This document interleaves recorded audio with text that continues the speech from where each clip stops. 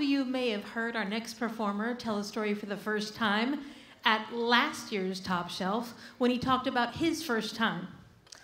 My first time hearing him was 4 years ago when he took a Storytelling 101 class and performed the story that you're about to hear for the first time. And I have been begging him ever since to get up on our main stage with this story, and finally the sun and the moon aligned. Last year's August theme show of The Great Escape, he was in the country, it fit the theme, and he told it, and the result is Top Shelf again for one of my personal favorites. Please give a warm round of applause for Keith Mellnick.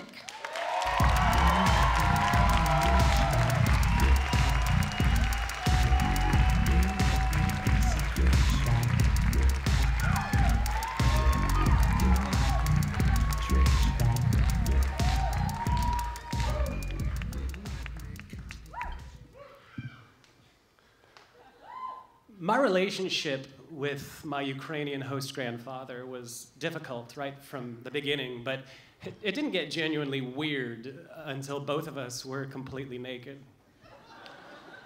After college, lost like a lot of people, I decided to move to Kazakhstan to teach English for a couple of... Yeah. All right. No, just kidding. So I moved to Kazakhstan to teach English for a couple of years, and for the first few months, I was living with a host mother. Her name was Tanya. She was a little pixie of a woman with literally a golden smile. And she was only 7 years older than me, but still, she treated me like her American son, and I thought of her as a very maternal figure. And every couple of weeks, we would go away to visit her parents, who lived about an hour away in a little one-room garden house, a little Russian dacha.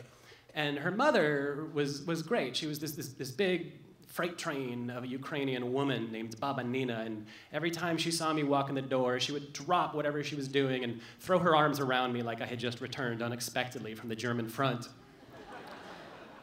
But her father was a different story altogether. Her father was Dядя Boris and Grandpa Boris, and Dядя Boris could only communicate in grunts and mumbles and slurs.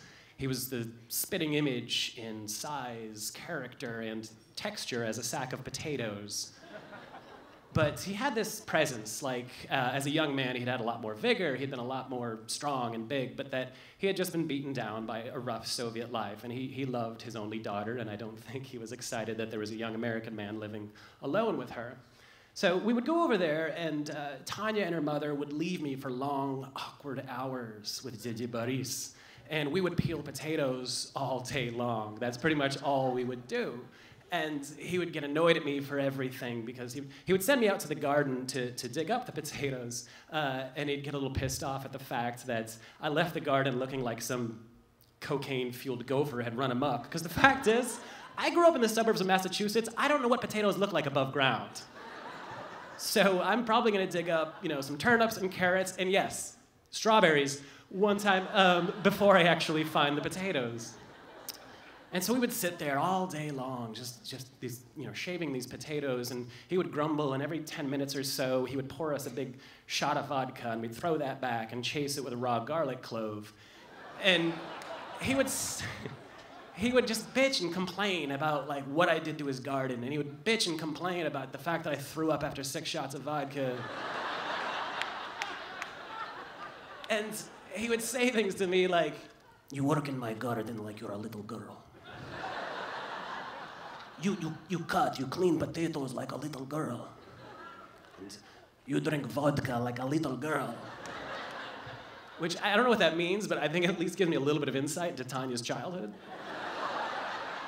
So one time we're all hanging out in that awkward scene that it always is, and Tanya says to me, "Keith, do you want to go to the Russian steam bath?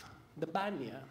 And I've heard great stories about the Russian steam bath, this exhilarating, intense experience that you've just got to experience it to know what it is. So I was like, "Yeah, that sounds great. Get me out of here." And she says, "Good. Dядя Boris will take you."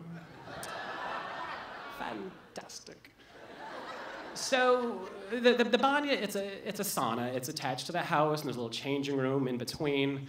And we get in there, he closes the door, and I slowly get undressed, because it's that kind of thing, like you don't want to be the first one getting it naked, just in case that's not what you're actually doing here. And someone's like, "Dude, no." So I'm like folding my socks, and I turn around, and I don't know if he was wearing Velcro clothing, and I didn't notice, but he's naked in like 2 seconds. So, and he's hovering over me, so I quickly take off my clothes, and he's annoyed, of course. And he points into this sauna authoritatively and just says, "Go inside now." Like he's a nudist SS officer sending me to the gas chamber. So I go, and I sit down, and it is hot. It's intense. It's that kind of hot that you can't breathe through your nose because it would just burn your nostrils. And I try and close my eyes and just relax, but it's really hard because all I can hear next to me is, "Ah! Ah! Ah!" It's like I'm listening to a house settle next to me. And I close my eyes, I try to relax, and then I feel, bam, this swat against my chest. And I look over, and Boris is holding a pile of sticks in his hands. And I've heard a bit that at the banya, that I'm told people have like birch leaves that they swat each other with. And, but he's got, it looks like he's holding like a cable of barbed wire in his hand. You know, like something that like a devout Shiite is saving specifically for Ashura. And I can see that this, I don't really have a choice in this, so he's just gonna beat the crap out of me for a while. And once I let that happen, it actually is really alleviating. The leaves pull off the sweat, it cools you, it gets the blood flowing. And I'm more than happy when he gives me the stick so I can, you know, smack him around a bit and beat him in the stomach and the face and anywhere I can get him. And so, you know, I'm like, okay, this is kind of cool. And I'm thinking, all right, this is this intense experience that everyone tells me about. But no. You know, as soon as we're finished with our little shrubbery fight club, I sit back down, and he just says, "Stand up!" And so I do, and he walks right up to me. So we're standing in a sauna like a couple of boxers about to square off, and he's standing close, like really close. Like close enough that our junk is sniffing each other like a couple of dogs. And he looks up at me and he says, "Turn around." So, turn around. So I'm like, okay. And as soon as my back is facing him, he drives his callous, sweaty palm into my spine, right into my back. So I'm hunched over, and I have to actually grip the bench to hold myself. And I swear to God, he kicks my legs apart. And I'm starting to think, where do I draw the line on cultural sensitivity?